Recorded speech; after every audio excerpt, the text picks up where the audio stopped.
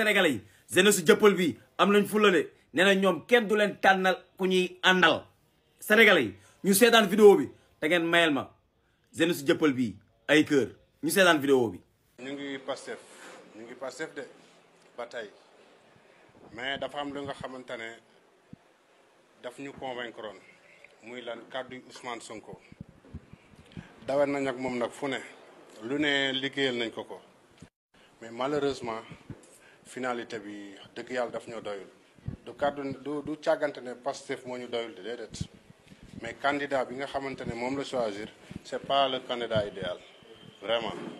moo tax nag ba ñu waxtaanee ak Birane mu am lu ñu expliqué wañu programme Amadou ñu xam ne nag fii nag kenn du seet intérêt personnel bu dul dara dañuy jiital suñu Sénégal après Sénégal nag Sénégal du Sénégal 24 bi kese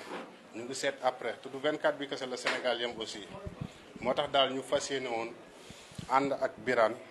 mu gañeel Amadou Ba bi 25 mars dès le premier tour incha allah. asalaamaaleykum maa ngi tudd Abdoulaye Ndaw dëkk Dieuppeul 3 avant tout maa ngi nuyu assistance bu fi toog nii yëpp comme sama frère bi du mu ko waxee rek defe naa ni duñu guddal dañuy gàttal rek parce que